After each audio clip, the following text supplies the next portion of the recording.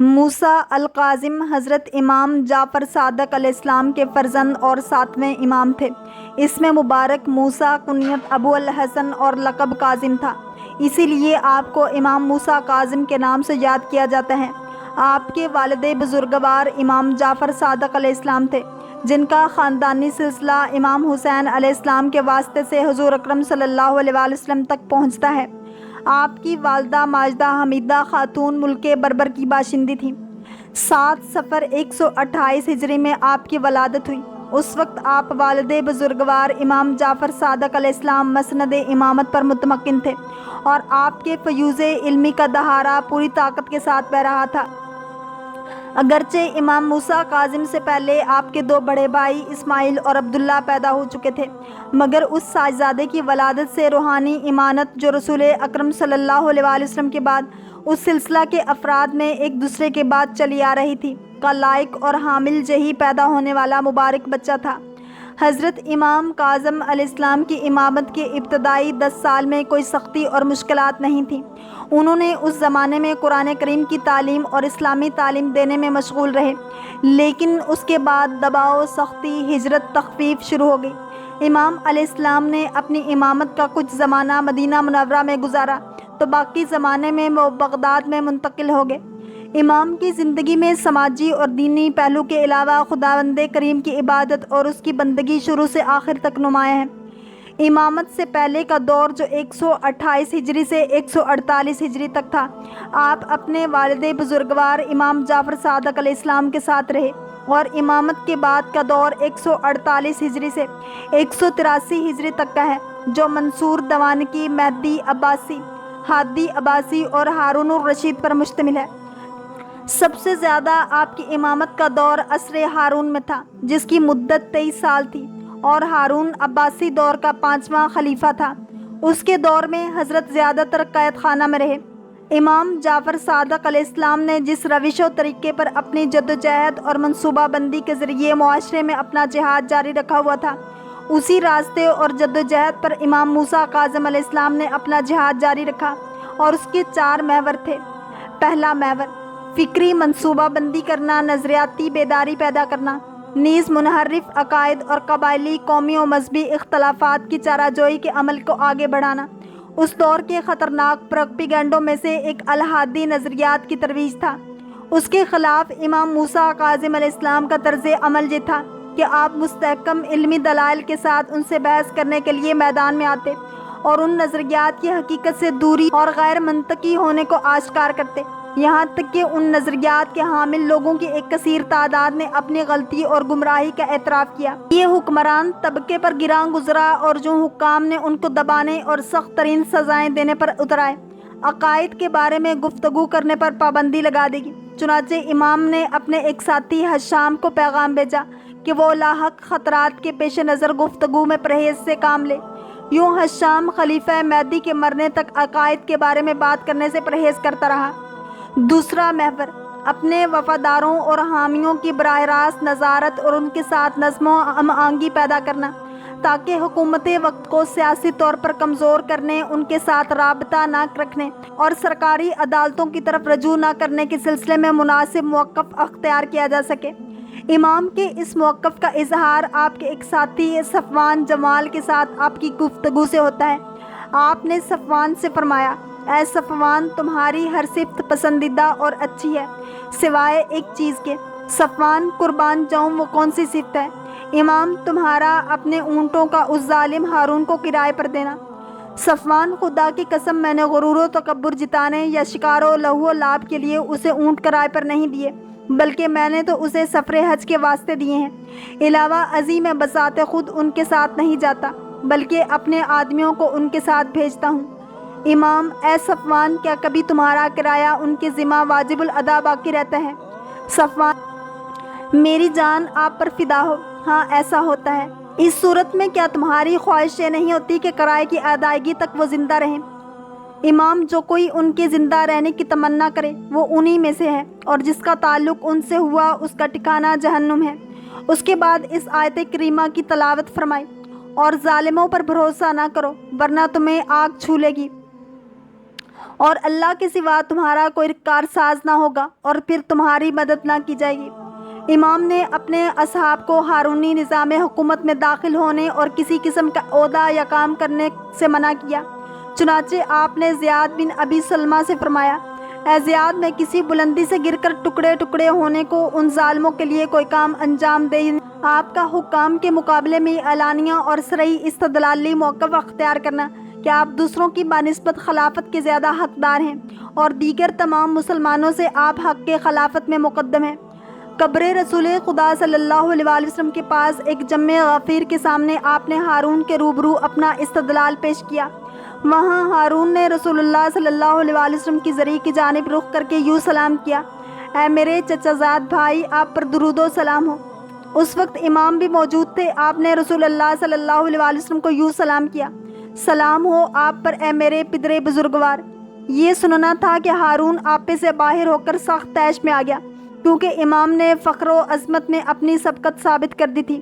چنانچہ مامون نے غیظ و غضب سے بھرے لہجے میں کہا، آپ نے ہم سے زیادہ رسول صلی اللہ علیہ وسلم سے قریب ہونے کا دعویٰ کیوں کیا ہے؟ امام نے دو ٹوک اور دندان شکن جواب دیتے ہوئے فرمایا، اگر رسول اللہ صلی اللہ علیہ وسلم زندہ ہوتے اور تم سے تمہاری بیٹی کا رشتہ مانگتے تو کیا تم اسے قبول کرتے؟ ہارون نے جواب دیا، سبحان اللہ، یہ تو عرب و عجم کے سامنے میرے لیے باعث فخر ہوتا۔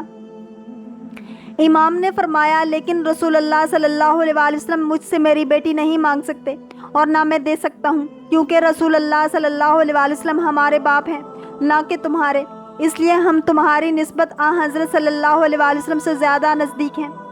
ہارون امام کی دلیل کے آگے منہ کی کھا کر چپ ہو گیا اور امام کو گرفتار کرنے کا حکم دیا اور آپ کو حوالہ زندان کر دیا گیا۔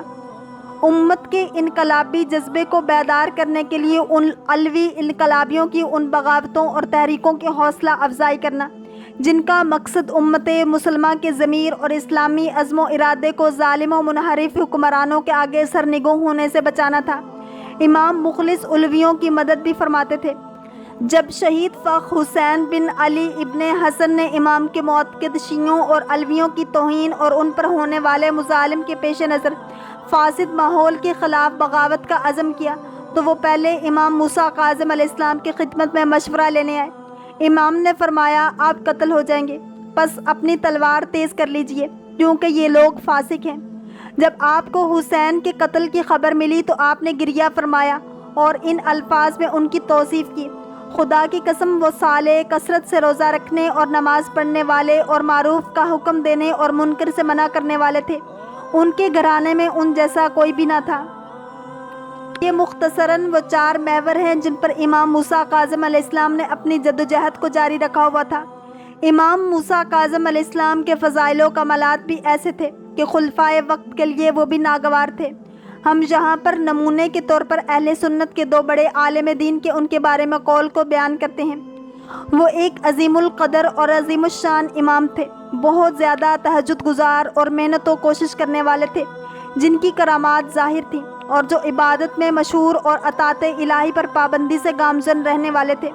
راتوں کو رکوع و سجود میں گزارتے تھے اور دن میں روزہ رکھتے اور خیرات فرمایا کرتے تھے، اور بہت زیادہ حلم و بخشش اور اپنی شان میں گستاخی کرنے والوں کو بخشش کی وجہ سے آپ کو کاظم کے نام سے پکارا جاتا تھا، اور جو شخص آپ کی شان میں گستاخی کرتا تھا آپ اس کا جواب نیکی اور احسان کے ذریعے دیتے تھے، اپنے اوپر ظلم و ستم کرنے والوں کو بخش دیا کرتے تھے، اور بہت زیادہ عبادت کی وجہ سے آپ کا نام عبد صالح پڑ گیا، اور آپ عراق میں باب الحوائج اللہ کے نام سے مشہور ہوئے، کیونکہ ان کے وسیلے سے خداوند سے متوسل ہو جاتا ہے، جس کا نتیجہ بھی برآمد ہوتا ہے۔ شفیق بلخی کہتا ہے کہ سن 149 ہجری میں حج کی ادائیگی کے لیے نکلا اور قادسیہ پہنچا۔ وہاں میں نے بہت زیادہ کو دیکھا کہ جو حج انجام دینے کے لیے جانے کو آمادہ تھے، جس میں ایک خوبصورت گندمی رنگ کے جوان کو دیکھا جو کمزور تھا، اپنے لباس کے اوپر پشمی لباس پہنے ہوئے تھا اور اپنے پاؤں میں نالین پہنے کنارے بیٹھا ہوا تھا۔ میں نے اپنے آپ سے کہا، یہ جوان صوفیوں میں سے ہے اور وہ چاہتا ہے کہ لوگ سارے راستے میں اس کو اپنے سر پر بٹھائے رہیں۔ اس کے نزدیک گیا، جیسے ہی اس کی نگاہ مجھ پر پڑی، انہوں نے فرمایا کہ شفیق، بہت گمان کرنے سے بچو، کیونکہ بعض گمان گناہ ہوتے ہیں۔ مجھ کو وہیں پر چھوڑ دیا اور اپنے راستے پر چلنے لگے۔ میں نے اپنے آپ سے کہا یہ بہت بڑی بات ہے، اتنا بڑا کام انجام دیا اور میرے دل کے اندر کی خبر دے دی اور میرا نام بھی جانتا ہے۔ یہ بہت ہی نیک اور صالح خدا کا بندہ ہے۔ میں خود اس کے پاس پہنچوں گا اور اس سے عذر خواہی کروں گا۔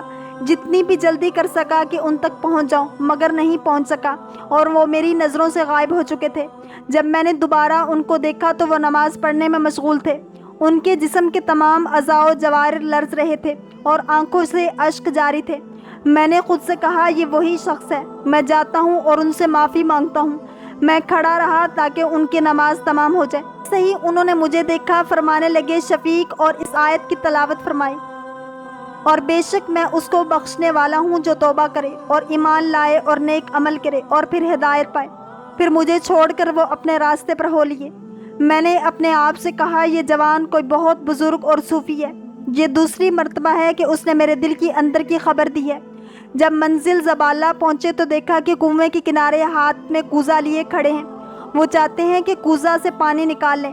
کوزہ ہاتھ سے چھوٹ کر کنویں میں گر جاتا ہے۔ وہ حضرت آسمان کی طرف سر اٹھا کر کہتے ہیں خدایا اس کوزے کے علاوہ میرے پاس کوئی کوزہ نہیں ہے اور اس کو میرے پاس واپس۔ اس وقت میں نے دیکھا کہ کنویں کا پانی اوپر آیا اور انہوں نے ہاتھ بڑھا کر کوزے کو پانی سے بھر کر باہر نکال لیا، وضو کیا اور 4 رکعت نماز پڑھی۔ اس کے بعد ریت کے ٹیلے کے پیچھے گئے اور اس ریت کو ہاتھوں سے کوزے میں ڈالا اور کوزے کو ہلا کر پی جاتے تھے۔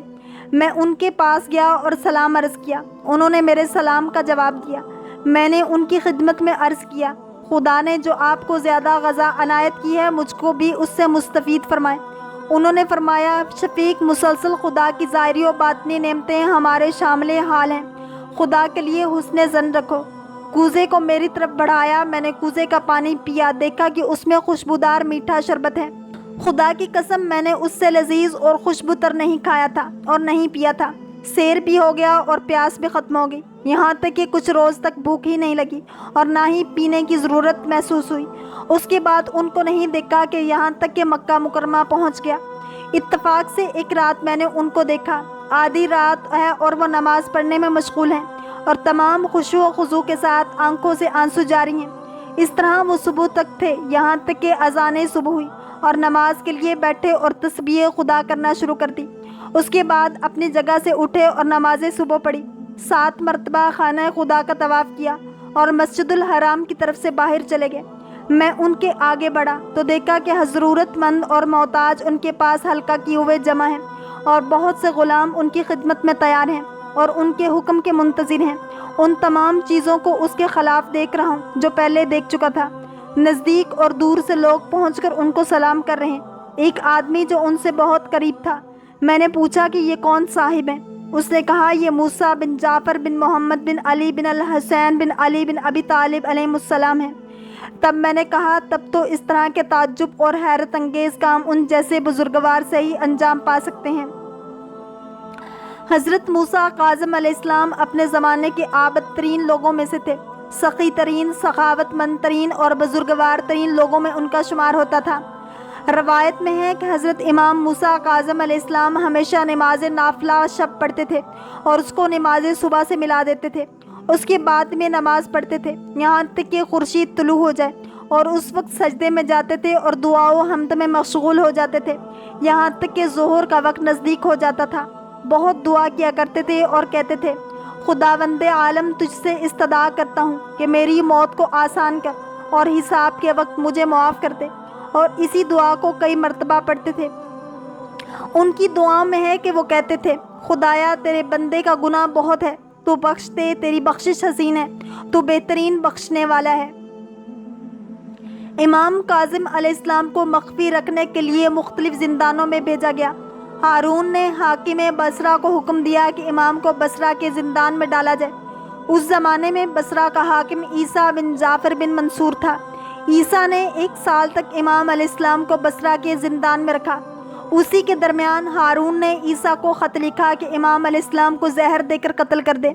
عیسیٰ نے کچھ اپنے نزدیکی لوگوں اور مشاوروں سے اس سلسلے میں مشورہ کیا تو ان لوگوں نے اس کام کو اس کے صلاح کے خلاف سمجھا اور ان لوگوں نے رائے دی کہ ان کو قتل کرنے کے ارادے کو چھوڑ دے اور ہارون سے کہے کہ وہ اس کام کو کرنے کے لیے اس کو معاف کر دے۔ عیسیٰ بن جعفر نے اس بارے میں ہارون کو خط لکھا، موسیٰ کاظم ہمارے زندان میں ایک زمانے سے ہیں، اور اس عرصے میں نے ان کو آزمایا اور کچھ لوگوں کو ان پر نظر رکھنے کے لیے معین کیا، لیکن کچھ نہیں دیکھا گیا سوائے اس کے کہ وہ عبادت میں مشغول رہے ہیں، اور کچھ لوگوں کو اس کام پر معین کیا کہ وہ چپکے سے ان کی بات سنیں کہ وہ دعا میں کیا کہتے ہیں اور کیا دعا کرتے ہیں، مگر سنا نہیں گیا کہ وہ تمہارے یا میرے لیے بد دعا کرتے ہوں یا ہم لوگوں کو برا کہتے ہوں، سوائے اس کے کہ وہ خداوند عالم سے مغفرت و رحمت کی دعا کرتے ہیں۔